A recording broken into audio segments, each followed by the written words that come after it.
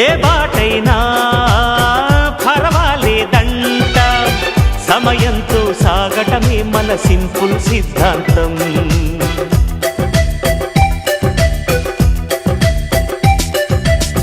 చిరుగాలికి పరిమళమిచ్చే సిరిమల్లెల వనమై ఉందాం, గగనాన్ని నేలను కలిపే హరివిల్లుల బంతెన అవుదాం.